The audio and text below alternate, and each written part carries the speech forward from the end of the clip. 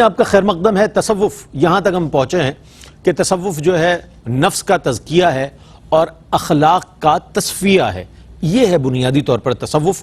اور اسے بہت اچھی بات ارشاد فرمائی ڈاکٹر صاحب نے کہ صحابہ اکرام رضوان اللہ تعالی علیہم اجمعین سراپا صوفی تھے، لیکن صوفی کہلواتے اس لیے نہیں تھے کہ منصب صحابیت ان کے پاس موجود تھا، جو سب سے بڑا میں سمجھتا ہوں آنر ہے کسی بھی امتی کے لیے کہ وہ سرکار علیہ الصلوۃ والسلام کے کمپینینز میں شامل ہو.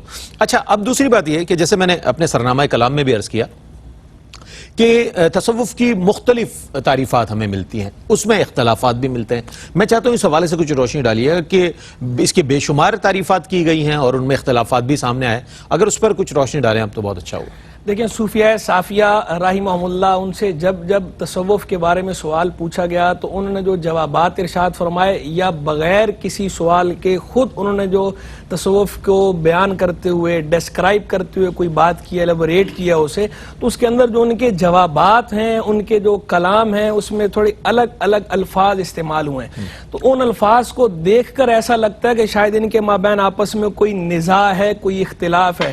حالانکہ صوفیہ تو اختلاف مٹانے والے ہیں، وہ تو کسی دلوں کو جوڑنے والے اختلاف کرتے ہی نہیں ہیں، مٹانے والے ہیں. تو ان کے کلام کے اندر یہ اختلاف کیوں نظر آتا ہے؟ تو وہ اصل میں اختلاف نہیں ہے، وہ نزاع نہیں ہے. اگر آپ ان کے الفاظ پہ غور کریں گے تو ہر جگہ آپ کو اس کا جو معال ہے وہ ایک ہی نظر آئے گا.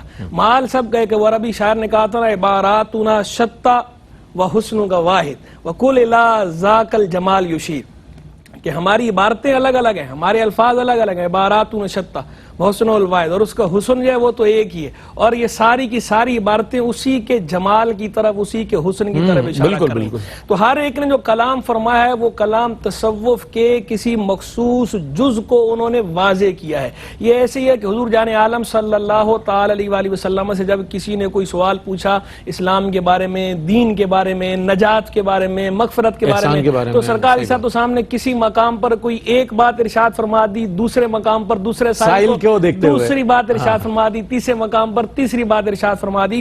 تو سائل کو دیکھ کر اور موقع محل کے مطابق تو وہ ساری ہی باتیں جو ہے وہ دین کا حصہ تھیں.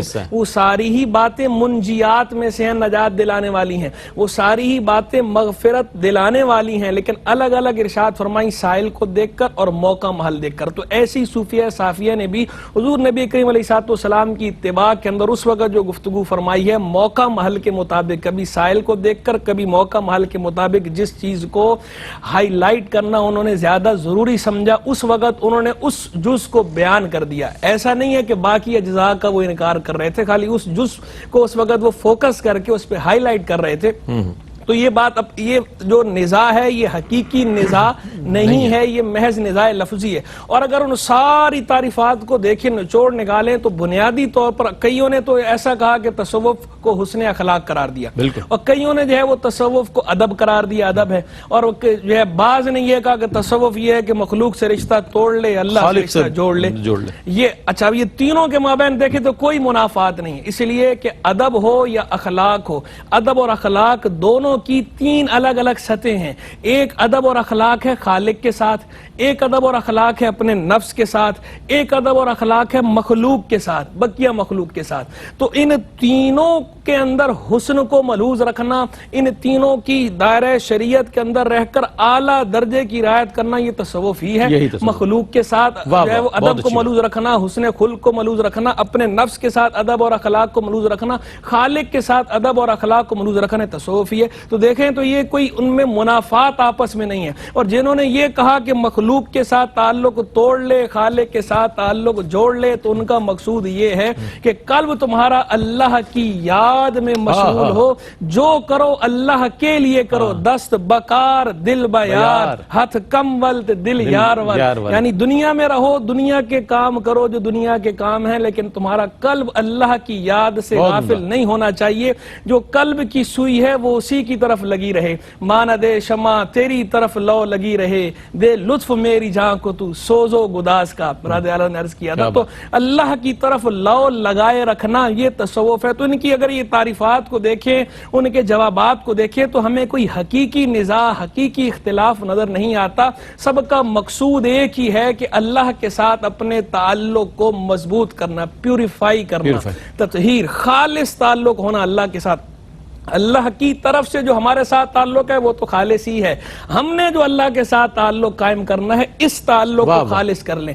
قلب کے تعلق کو خالص کر لیں. تخلیہ اور پھر تہلیہ اور تجلیہ. تخلیہ ہوتا ہے خالی کرنا, تہلیہ مانا آراستہ کرنا, تجلیہ مانا روشن کرنا. تو تخلیہ کرنا ہے یعنی جو رذائل ہیں, تکبر ہے, ریاکاری ہے, عجب ہے, خود پسندی ہے, خود نمائی ہے, بخل ہے, لالچ ہے, بہت سارے رذائل, تمام رذائل سے اپنے آپ کو خالی کرنا ہے اور اس کے بعد فضائل سے آراستہ کر لینا ہے. توکل پیدا کرنا ہے, ایمان کی قوت پیدا کرنی ہے اور اللہ پر توکل کو مضبوط کرنا ہے, اللہ سے محبت پیدا کرنی ہے, اللہ کی رضا پہ راضی ہونا ہے. یہ جو اخلاق ہیں ان کے ساتھ اپنے آپ کو آراستہ کر لینا ہے, تجلیہ کرنا ہے, قلب کو روشن کرنا. برتن ہوتا ہے نا, پہلے صاف کیا جاتا ہے پھر کلی کی جاتی ہے, تو اسی طرح قلب کو پہلے تخلیہ رذائل سے کر کے پھر فضائل سے تہلیہ اور پھر اللہ کے ساتھ اس کو جوڑ لینا. بہت عمدہ, بہت عمدہ. اچھا, بہت اچھی بات. یہ جو تعریفات سامنے آ رہی ہیں اس سے تو یہ بات ثابت ہوتی ہے کہ ایک بندہ مومن جو ہے کامل مومن کے درجے پر تبھی پہنچتا ہے کہ جب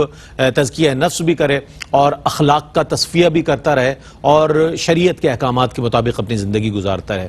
لیکن مسکنسیپشن یہ آیا ہے سامنے کہ آیا تصوف کے لیے بڑے بڑے بورڈ ہمیں نظر آتے ہیں, صوفی باصفا, اور جناب جب ان کے احوال کو ہم دیکھتے ہیں تو نظر یہ آتا ہے کہ جناب اس میں شریعت سے متصادم بہت سے امور نظر آتے ہیں.